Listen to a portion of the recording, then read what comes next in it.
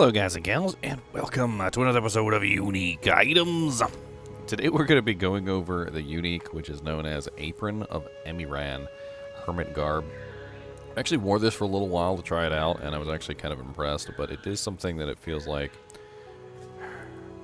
it could be interesting. Let's go over it together, and let's talk about the Apron of Emiran. So first off, it does have relatively low stats, so it is a kind of a baby item. Unfortunately, if you wanted to get the effect of this, you would probably need to put it on anyway, and just suffer through the lack of defense, which, as you can see right here, it has evasion rating 21, energy shield 21. It does have 30% increased evasion and energy shield, but that is, of course, the lowest roll on the item at 50% as the maximum, as you can see. It is item level 38, which is... holding Alt allows you to get access to these additional stats, by the way. On top of that, we also have Dexterity of 10 to 20, so I did get the maximum roll on this one for Dexterity, which Dexterity, of course, is going to give you things like accuracy, and also the ability to use specific skills, which is kind of the most important thing. When you look in your panel, you'll see up here near the top where it says Dexterity 5/12. This lists many support gems you have in each attribute, and you can have one support gem per 5 points in that attribute. So basically each one of your support gems slots that requires dexterity is kind of governed by this, as well as the gems themselves have dexterity requirements. And then, of course, equipment also has dexterity requirements sometimes too, depending on the piece of gear. Like, for instance, my armor is currently 33 strength, 33 dex. So it's not bad to have a large amount of dexterity like that on a character. Certainly not terrible. We also have 45% reduced bleeding duration on you, which is a buff, from what I can tell, and it does vary between 60 to 40. I'm pretty sure that that's a buff. The way they have it, you would think 60 would be the higher number. But looking at it now, with 40 being the lower number, I would assume that that's a negative thing on you. Because otherwise, why would why would the lesser version be a bonus? That seems very odd. Either way, it reduces the bleeding duration on you, which is either negative or positive. Maybe it's negative because of the fact that it is increasing the damage dealt. It doesn't necessarily say that it's decreasing the damage that's being dealt, it just says it's decreasing the duration of the bleed. It says, the other effect, though, which is the one that I think would actually bring you to this armor, is bleeding you inflict is aggravated. So bleeding is a physical damage. It is something that you can get relatively easily through either support gems or abilities that will cause targets to bleed. There is, however, a thing called aggravated bleeding, which is bleeding deals an additional 100% damage while the target is moving. Now, if the target is not moving, then obviously you cannot get this bonus. Like, for instance, if a boss is standing still and they're not moving around, well, they're not going to get additional bleeding damage. However, in this particular case with this armor, it's going to make it so that all of your damage is bleeding, aggravated essentially, which is going to mean that you have 100% extra damage on all of your bleeding abilities. So if you're setting up for a bleed build, this does seem very interesting in terms of bleed damage output. I mean, it's not bad at all. It is something that you might have to build around because, like I said, it's not very tanky. As you can see there, evasion 21, energy shield 21, it seems relatively low. Overall, it doesn't really have a lot of good stats on it, to be perfectly honest. That one thing at the end, which basically doubles your bleed damage on all targets, is something that you're going to get anyway whenever the targets are moving. So it's not even like that's a 100% uptime for something that's going to happen that way. Prepare the rack boy and be careful with those hooks. The master torturer's last words. Alright, so let's take a look in the skill panel and let's see what we can look at for bleeds. So we're going to take a look at all gems. Is there really nothing in here that applies bleed?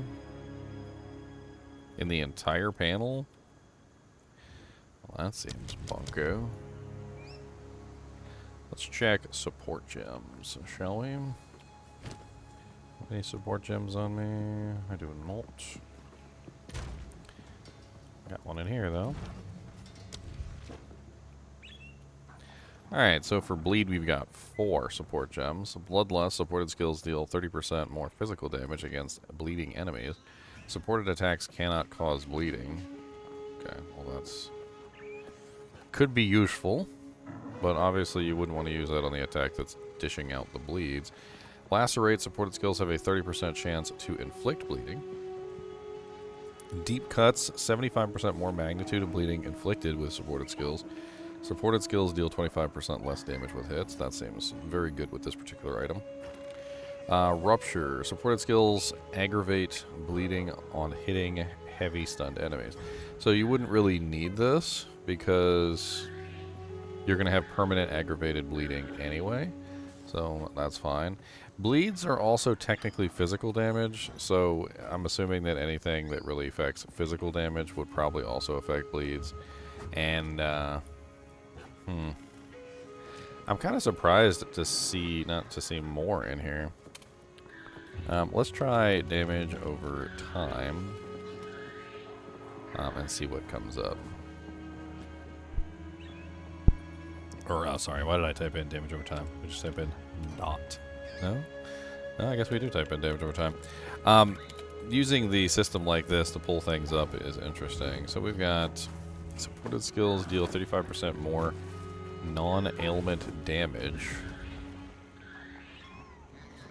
over time.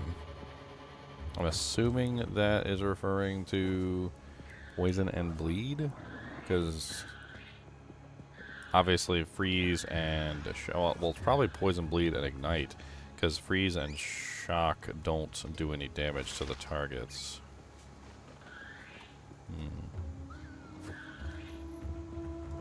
And damage over time debuffs inflicted on full life enemies by supported skills deal 50% more damage.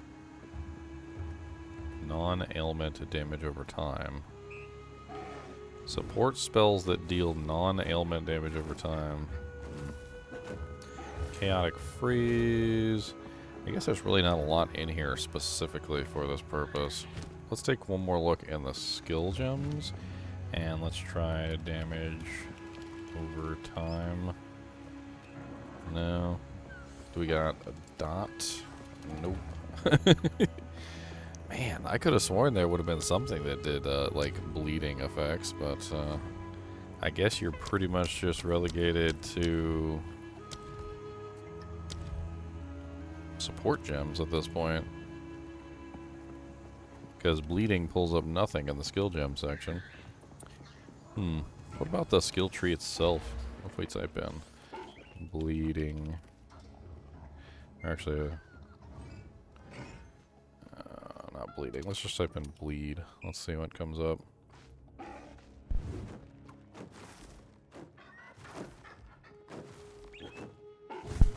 Okay.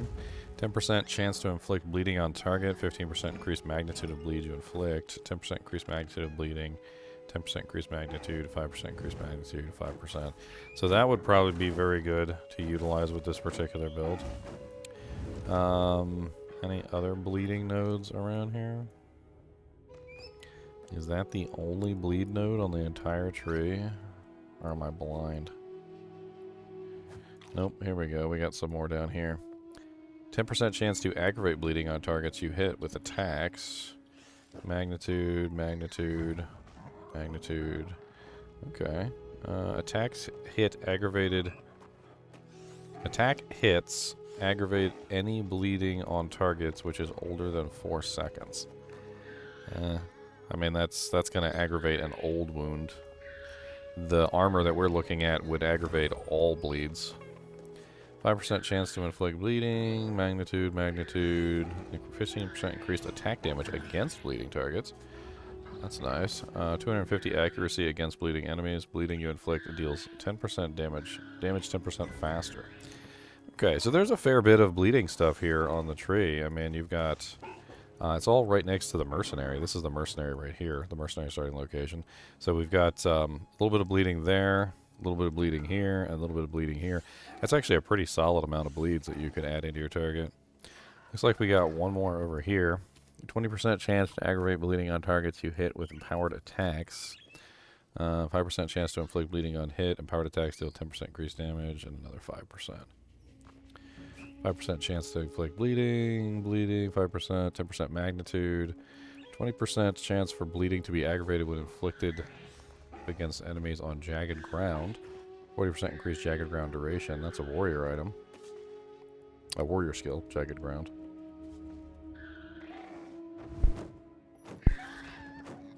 Alright, we got some more over here. 10% chance to inflict bleeding on critical hit with attacks. 15% increased magnitude with critical hits.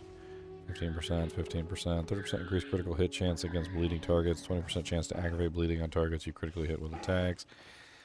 So, I mean, there are other ways to get aggravation or aggravated bleeding. There's definitely a fair bit of bonuses there when it comes to bleeds. Looks like there's some up here too. 10% chance to inflict bleeding. 5%, 5%. Another 15, 25, 5. Just some small bonuses here and there. So it looks like the majority of your bleeding stuff is probably going to come from the actual Paragon, or Paragon board, from the actual passive tree. So if you're trying to set up like a crazy bleed build, it does look like a lot of the bleed stuff is next to the mercenary. Kind of makes me interested in trying to set up a bleed build myself. Anyway, as always, I do appreciate you guys and gals joining me for these videos, even when we're just talking about unique items. And if you enjoy the content, please be sure to hit the like button and subscribe button. It really helps out the channel. And as always, keep watching.